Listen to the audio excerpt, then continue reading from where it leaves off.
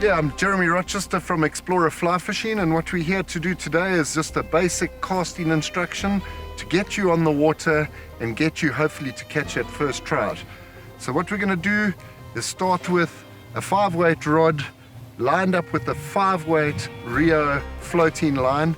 Floating lines are a lot easier to learn to cast on than a sinking or an intermediate fly line. When casting a fly rod, it's all very important to keep control over the line. It's all about line control. So casting a fly line, when learning, I wouldn't suggest trying to cast long distances. What you want to do is keep it simple and short. It's a couple of movements that we're going to use, and if you're left or right-handed, that's up to you. Exactly the same system though. So you're going to have, for me being a right-hand caster, I'm going to have my line in my left hand. I've got about 20 foot of line out in front, and by having 20 foot of line out, what happens is your fly line is a tapered fly line. It's a weight forward taper, which means the weight is in the front of the fly line. Now, having 20 foot of line out is going to help with your casting, just to get the action going and to have that weight out the front of the rod. So when casting, there are a couple of movements. We're going to take the fly rod, that rod there, and we want in the tip section to bend in the cast. Obviously, when we go in on a back cast and a forward cast, your rod is going to bend forward or backwards in the cast. Now that action of the rod is what's loading the fly line. To get that action in the fly line, what we're going to do, try to steady yourself, be comfortable, be balanced on your feet. We're out in the wild, we are out on a still water here, so it's very relative to what we're going to be doing in a normal situation of fishing. So get comfortable, make sure you've got a nice balance in your footing, and there are a couple movements. We're going to take the rod back up, stop hard, and bring the rod down forward. So what happens in that cast is we're taking the rod back, we're stopping at around about 1 o'clock, a hard stop, and then that loads the fly line behind you. So the fly line's going to roll out and get a nice tight loop and load out. Once your fly line starts rolling out, you've stopped, and then you're going to come forward, and that would be your presentation. So we're going to go back, we're going to stop hard, let the line straighten forward. Back, stop hard, let the line go forward. Stop, hard, forward.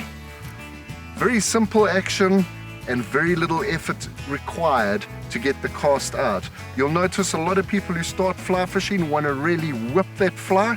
It's not about the speed, it's about the movement and the timing with your line and the rod. All very important, and the less force you put into it, the better your cast is going to be. So back, stop hard, let the line straighten forward.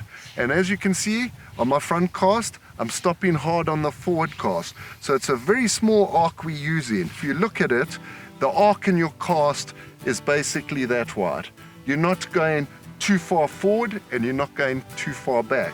The further back you go in the cast, the more your line's going to lag behind you, and it's going to catch all the grass and structure behind you. When we talk about casting a fly and a fly line, we look at following a tip path. The tip path is very important to make sure that you don't get tailing loops behind you. When I talk about tailing loops, is your fly wrapping around your fly line or your leader and tangling in the cast. So your tip path is very important. So when casting a fly, the rod's going to come up and you want that rod to move on the same path. Same path through the air the whole time.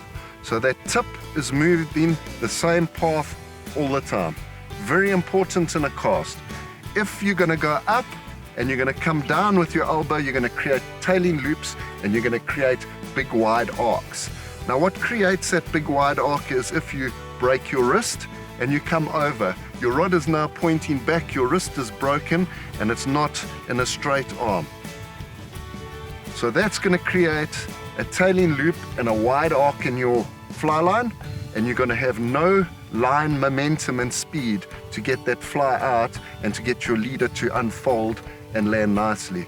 So all important, make sure you follow that tip path, keep it smooth, stop hard, back, stop hard, forward. And that line will load nicely and land out, and the presentation will be great.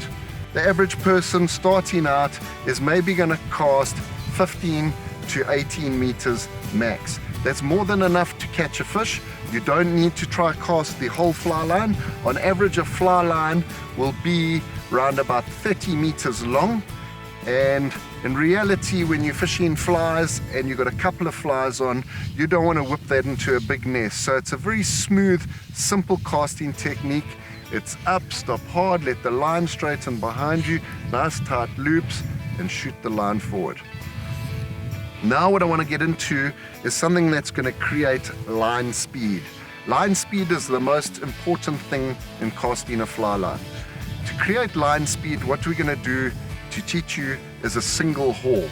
Now, hauling a fly line is basically speeding the fly line up through the air to make sure you get a more distance in your cast. So what we're going to do on a haul is you've got your line here in your left hand, you've got your rod in the right hand. That all depends if you're left or right. But what we're going to do is when we go back, we're going to pull down, and when we go forward, we pull against the speed of the line. This movement here is a resistance and pulling against the line in its motion in the air. So you're actually going on reverse to create the line speed. Now that single haul, you're going to pull down on your front cast. So the hand's going to come down, the rod's coming past you, the line's loading past you. Once that line and the rod comes forward, you want to pull against the speed of the line. That creates the haul. That's going to create line speed and get your line to load a lot quicker. And especially if there's a wind blowing, it's going to help you get a little bit more distance. The more line speed you create, the further your cast's going to be. So very important to try create that line speed. And what happens is coming back, stopping hard, pulling the line forward against the thrust, and that's going to load the fly line and make a decent cast. Right, so your grip on a fly rod is quite important. There are a couple of ways you can hold a fly rod with your thumb on top. A lot of people get a lot more power from using their thumb on top, or you can use your forefinger on top. With your forefinger on top, you do get a lot more accuracy, but you don't get the power of powering forward with your thumb. A couple of things that were taught to me when starting to fly fish was to cast with my hand on top of the grip, so your thumb is facing down the top of the blank of the rod. Position the rod in your hand where you're comfortable with it.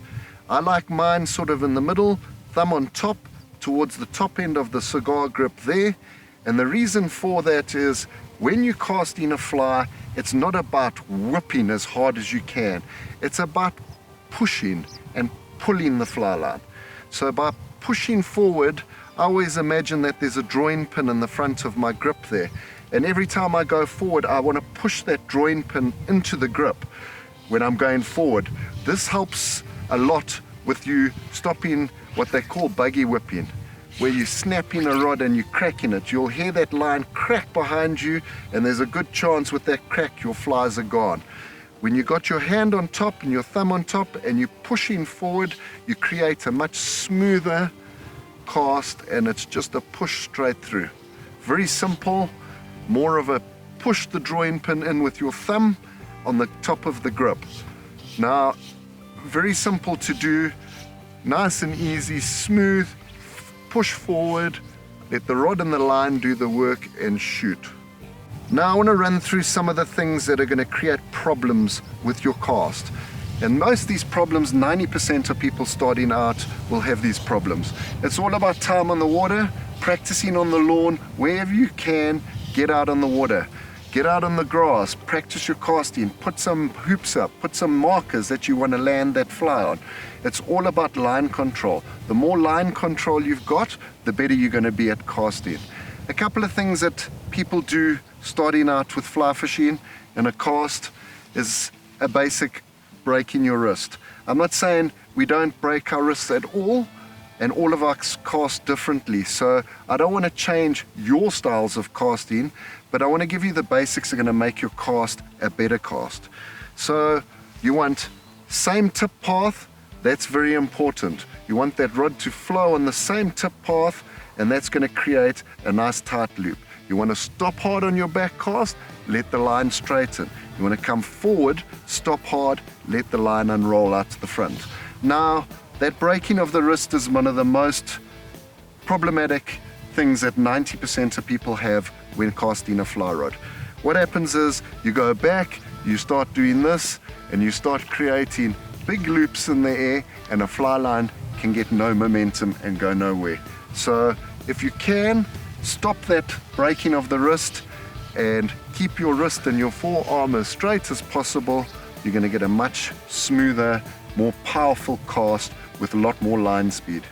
Casting a fly line and keeping the tip path is a very important thing in your cast. Creating tailing loops, which 90% of anglers do, and they're not sure and the reason why it happens. There are only two things that create that.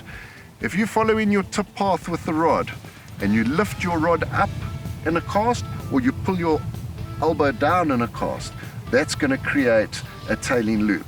And often you'll see people have a really nice cast and they're trying to clear something behind them, and what they do is try to lift up and then come forward, and what happens is your fly line and your leader is going to tangle on itself and create a tailing loop. So nice tip path, smooth, following that same path the whole time on the cast. Your action, my action might be very different. There's no right and wrong with that. But a tailing loop is caused from the rod being lifted up in a cast, or you dropping your elbow down in a cast, and that will create a tailing loop. Well, that comes to an end of the casting instruction. It is just the basics of casting a fly line. But yeah, I hope this gets you on the water. I hope it makes your day a lot more enjoyable, and you can get to feel that line, power in the rod, and the line control.